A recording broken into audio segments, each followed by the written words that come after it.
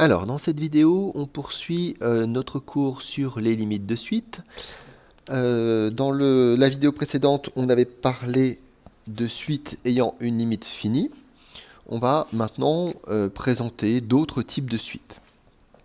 Alors, voyons un exemple d'introduction. Vous n'avez pas besoin de noter, hein, c'est juste pour essayer de faire émerger les idées essentielles. Donc l'exemple qu'on vous donne, voilà, c'est une formule un petit peu compliquée. Vous avez un qui est égal à 110n plus 300 fois moins 1 exposant n, ceci pour tout n. À droite, vous avez un tableau de valeurs où on peut avoir une idée de l'évolution de cette suite. On vous a placé les termes dans un repère du plan avec n représenté en abscisse et un en ordonnée. Donc, vous avez ici U0, puis U1, puis U2, puis U3, etc. Donc, vous voyez déjà que nous n'avons pas affaire à une suite monotone. Elle n'est pas strictement croissante, strictement décroissante. À tout moment, cette suite peut être amenée à monter ou à descendre, entre guillemets. Alors, ce qui va nous intéresser, nous, c'est l'évolution globale. Et on a quand même l'impression que globalement, cette suite devient grande. On voudrait essayer d'estimer à quel point elle devient grande, c'est-à-dire est-ce qu'elle est capable de dépasser n'importe quel nombre. Alors, à titre d'exemple, on a pris le nombre 1000. Est-ce que cette suite, elle va dépasser 1000? Alors, quand on suit U0, U1, U2, U3, etc., on s'aperçoit qu'au rang 8, U8 est supérieur à 1000, mais qu'après, il y a d'autres termes qui sont inférieurs à 1000. Et nous, ce qui nous intéresse, c'est qu'à partir d'un certain rang, tous les termes soient plus grands que 1000. Et en observant ici, on s'aperçoit qu'à partir d'un moment, tous les termes vont être plus grands que 1000. On peut imaginer la même chose, vu l'évolution de cette suite. On peut imaginer que ça va se passer de la même manière pour 1 million. Au bout d'un moment, quand on va chercher des termes très éloignés, à partir d'un certain moment, tous les termes seront plus grands que 1 million. Pour matérialiser cette idée que la suite devient grande, aussi grande qu'on veut à partir d'un certain rang, on dira que la suite a une limite infinie, et précisément que sa limite est plus l'infini.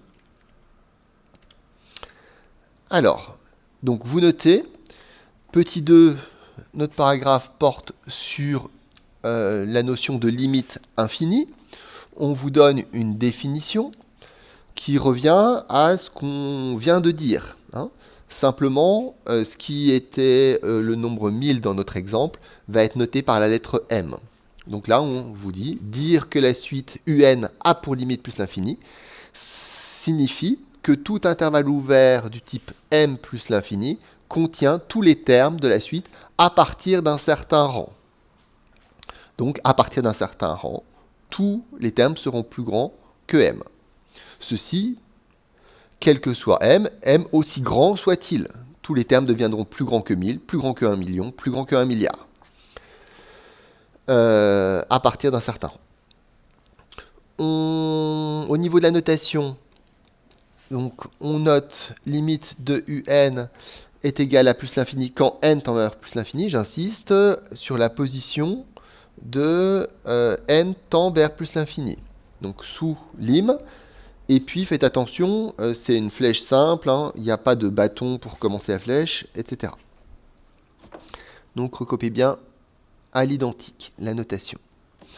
On voit maintenant un exemple, comme on l'avait fait pour les suites ayant une limite finie. Donc vous notez, exemple, on vous donne une suite, 3n carré, un est égal à 3n carré moins 6n plus 131 pour n'importe quelle valeur de n. Et nous, on va prouver que cette suite peut devenir plus grande que 1000 à partir d'un certain rang. Et on cherche à partir de quel rang ça va être le cas.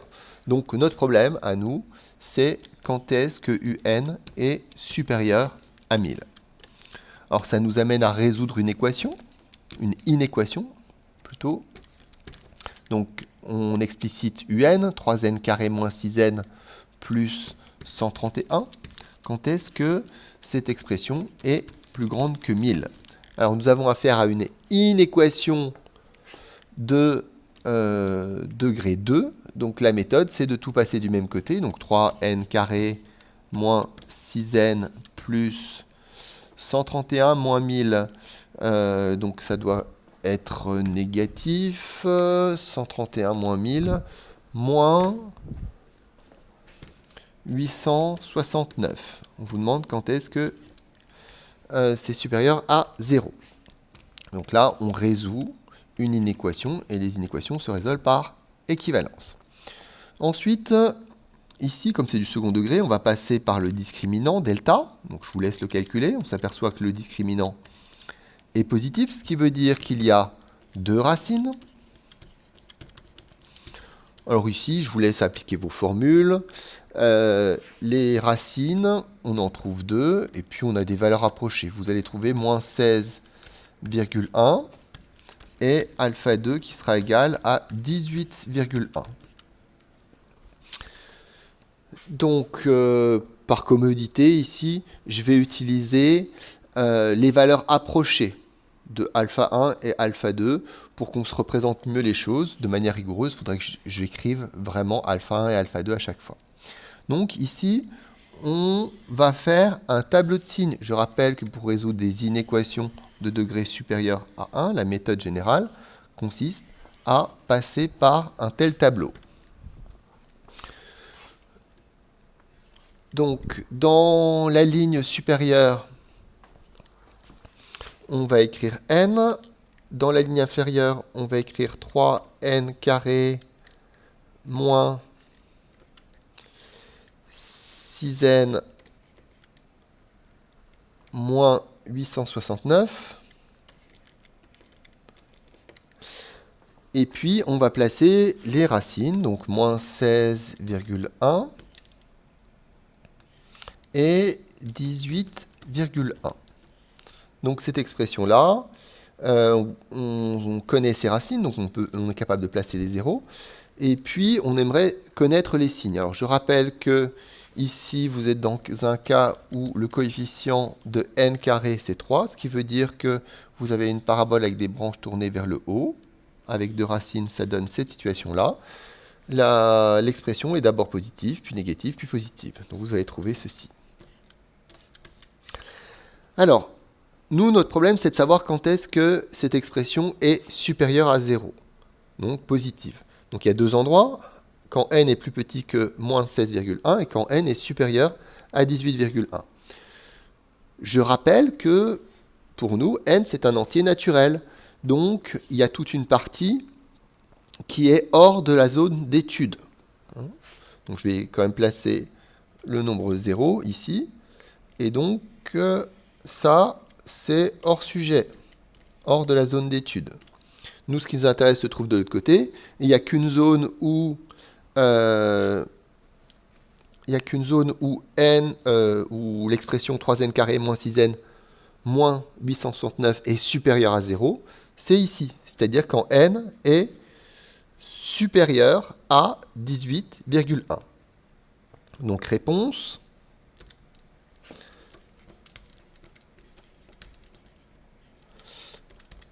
Quand n est supérieur à 18,1.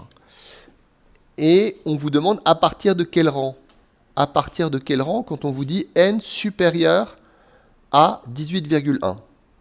Le premier rang qui va répondre à la question, faites attention, il ne faut pas arrondir à 18, parce que 18, ce n'est pas supérieur à 18,1. Il faut bien prendre le premier rang qui répond à la question, qui est le rang 19. Donc, à partir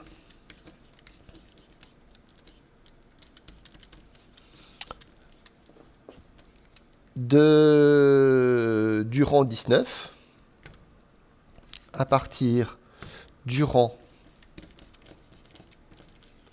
19, UN est supérieur à 1000.